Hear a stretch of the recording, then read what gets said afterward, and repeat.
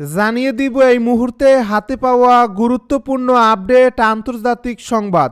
শুরুতেই থাকছে ফিলিস্তিনপন্থী শিক্ষার্থীদের দেশ ছাড়া করার আদেশ ডোনাল্ড ট্রাম্পের।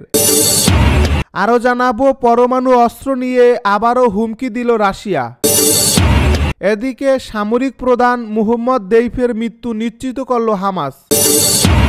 আরও থাকছে গাজায় ধ্বংসস্তূপ থেকে আরও ৪২ ফিলিস্তিনির লাশ উদ্ধার। সব শেষে জানিয়ে দিব ওয়াশিংটনে বিমান হেলিকপ্টারের সংঘর্ষ বেঁচে নেই কেউ। শুনছিলেন হাতে পাওয়া গুরুত্বপূর্ণ আপডেট আন্তর্জাতিক সংবাদের শিরোনাম, এবারে বিস্তারিত। তবে তার আগে অনুরোধ রইল ভিডিওটিতে একটি লাইক দিন এবং কমেন্ট করে জানিয়ে দিন ভিডিও সম্পর্কে আপনার মূল্যবান মতামত। আরও জানিয়ে দিন ভিডিওটি কোথা থেকে দেখছেন বা কোন জেলা থেকে দেখছেন। ফিলিস্তিনপন্থী শিক্ষার্থীদের দেশ ছাড়া করার আদেশ ডোনাল্ড ট্রাম্পের।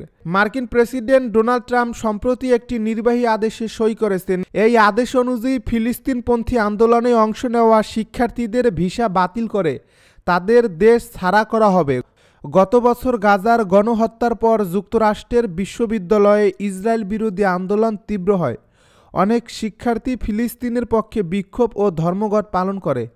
ট্রাম্প প্রশাসন দাবি করছে এই আন্দোলনকারীরা সহিংস কার্যকলাপে জড়িত, তাদের বিরুদ্ধে দ্রুত ব্যবস্থা নেওয়া হবে।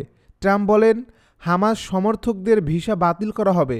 এদিকে আইন বিশেষজ্ঞরা বলেছেন রাজনৈতিক মতামতের ভিত্তিতে কাউকে দেশ ছাড়া করা সাংবিধানিকভাবে ভুল হতে পারে।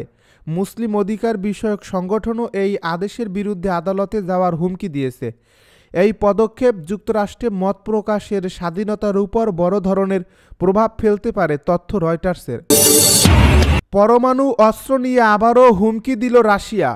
যুক্তরাষ্ট্র যদি তার বৈশ্বিক ক্ষেপণাস্ত্র প্রতিরক্ষা ব্যবস্থার উন্নয়ন অব্যাহত রাখে তাহলে রাশিয়া তার পরমাণু অস্ত্রের পরিমাণগত সীমাবদ্ধতা তুলে নিতে পারে।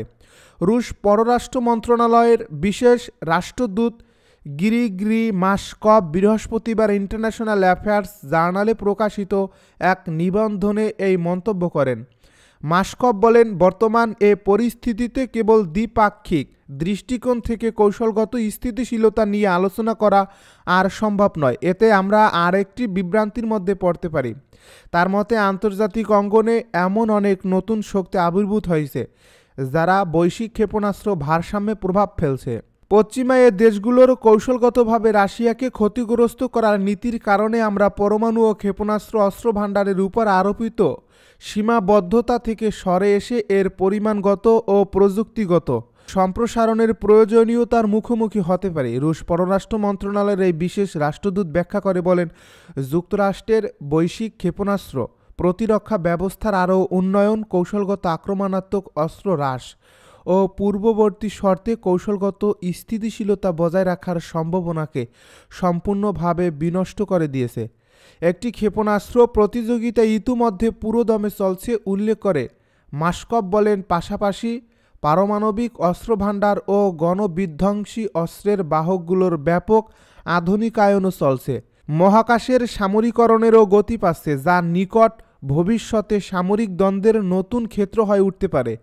তিনি কৃত্রিম বুদ্ধিমত্তা ও কোয়ান্টাম কম্পিউটারের মতো নতুন প্রযুক্তিকে কৌশলগত ক্ষেত্রে শত্রুর ক্ষমতা বাড়ানোর উপাদান হিসেবে উল্লেখ করেন, বিশেষ করে ক্ষেপণাস্ত্র প্রতিরক্ষা ব্যবস্থার ক্ষেত্রে। মাসকভ আরও বলেন প্রতিশোধমূলক পদক্ষেপের অংশ হিসেবে পরমাণু অস্ত্র প্রসারের বিরোধী চুক্তি এর নির্দিষ্ট কিছু বিষয়বস্তু পুনর্মূল্যায়ন করা যেতে পারে। তিনি আরও উল্লেখ করে বলেন ২০০০ সালের পর্যালোচনা সম্মেলনের চূড়ান্ত নথিতে অন্তর্ভুক্ত সপ্তম অনুচ্ছেদ, যা এবিএম চুক্তির সংরক্ষণ ও শক্তিশালীকরণের কথা বলেছিল, যা কার্যত অর্থহীন হয়ে গেছে কারণ মার্কিন প্রশাসন তা বাতিল করেছিল। সামরিক প্রধান মোহাম্মদ দেইফের মৃত্যু নিশ্চিত করল হামাস। ইসরায়েলি বিমান হামলায় হামাসের সামরিক প্রধান মোহাম্মদ দেইফ নিহত হয়েছেন বলে নিশ্চিত করেছে ফিলিস্তিনের স্বাধীনতাকামী সংগঠন হামাস। গত বছর ইসরায়েলি হামলায় নিহত হন মোহাম্মদ দেইফ। শুক্রবার এক প্রতিবেদনে ব্রিটিশ সংবাদ মাধ্যম বিবিসি এই তথ্য নিশ্চিত করেছে। এ প্রতিবেদনে বলা হয়েছে গত বছরের অগাস্টে ইসরায়েলি সেনাবাহিনী এক বিবৃতিতে জানায় যে তারা জুলাইয়ে দেইফকে হত্যা করেছে, তবে হামাস বিষয়টি নিশ্চিত করেনি। দেবকে গাজায় হামাসের গুরুত্বপূর্ণ একজন নেতা হিসাবে বিবেচনা করা হতো। ইয়াহিয়া সিনওয়ারের পরেই ছিল তার অবস্থান। ইয়াহিয়া সিনওয়ারও গত বছর ইসরায়েলি বাহিনীর হাতে নিহত হন। উল্লেখ্য, 2023 সালের 7 অক্টোবর দক্ষিণ ইসরায়েলে হামলার পরিকল্পনাকারীদের মধ্যে দেব অন্যতম ছিলেন। সেই হামলায় 1200 জন নিহত হন এবং 251 জনকে জিম্মি করা হয়। গাজায় ধ্বংসস্তূপ থেকে আরও 42 ফিলিস্তিনি লাশ উদ্ধার। অবরুদ্ধ গাজা ভূখণ্ডে ধ্বংসস্তূপের ভেতর থেকে আরও 42 ফিলিস্তিনি লাশ উদ্ধার করা হয়েছে। এর ফলে অবরুদ্ধ এই উপত্যকাটিতে নিহতের মোট সংখ্যা দাঁড়িয়েছে 47,500 জনে। বৃহস্পতিবার গাজার স্বাস্থ্য মন্ত্রণালয়ের বরাতে তুরস্কের রাষ্ট্রীয় বার্তা সংস্থা আনাদুল এজেন্সি তাদের এক প্রতিবেদন এই খবর জানিয়েছে। প্রতিবেদনে বলা হয়েছে, ফিলিস্তিনি চিকিৎসকরা গাজার ধ্বংসস্তূপের নিচে থেকে আরও 42 জনের লাশ উদ্ধার করেছেন। এর ফলে 2023 সালের অক্টোবর থেকে গাজা উপত্যকায় ইসরায়েলের গণহত্যামূলক যুদ্ধে নিহত ফিলিস্তিনিদের সংখ্যা 47,460 জনে পৌঁছেছে। মন্ত্রণালয়ের এক বিবৃতিতে বলা হয়েছে, গত 24 ঘন্টার মধ্যে আরও 9 জন আহত ব্যক্তিকে হাসপাতালে ভর্তি করা হয়েছে। এতে করে ইসরায়েলি হামলায় আহতের সংখ্যা 1,11,580 জনে পৌঁছেছে। অনেক মানুষ এখনও ধ্বংসস্তূপের নিচে এবং রাস্তায় পড়ে থাকলেও উদ্ধারকারীরা তাদের কাছে পৌঁছাতে পারছে না। গাজায় গত 19 জানুয়ারি থেকে যুদ্ধবিরতি কার্যকর করা হয়েছে। 3 পর্যায়ের এই যুদ্ধবিরতি চুক্তির মধ্যে বন্দি বিনিময় এবং স্থায়ী শান্তি চুক্তি, যুদ্ধবিরতি এবং গাজা থেকে ইসরায়েলি বাহিনী প্রত্যাহারের লক্ষ্যমাত্রাও রয়েছে। ওয়াশিংটনে বিমান হেলিকপ্টার সংঘর্ষে বেঁচে নেই কেউ। আমেরিকান এয়ারলাইন্সের একটি আঞ্চলিক যাত্রীবাহী বিমান ও মার্কিন সেনাবাহিনীর একটি ব্ল্যাক হক হেলিকপ্টারের মধ্যে মাঝ আকাশের সংঘর্ষে 60 জনের বেশি নিহত হওয়ার আশঙ্কা করা হচ্ছে। যুক্তরাষ্ট্রের ওয়াশিংটনের ডোনাল্ড রিগ্যান ন্যাশনাল এয়ারপোর্টের কাছে সংঘটিত এই দুর্ঘটনায় এখন পর্যন্ত 30টি লাশ উদ্ধার করা হয়েছে, তবে জীবিত কাউকেই পাওয়া যায়নি। স্থানীয় কর্তৃপক্ষ নিশ্চিত করে বলেছে, এখন পর্যন্ত 30টি মৃতদেহ উদ্ধার করা হয়েছে। এর মধ্যে 28 জন বিমানের যাত্রী এবং 2 জন হেলিকপ্টারের ক্রু সদস্য।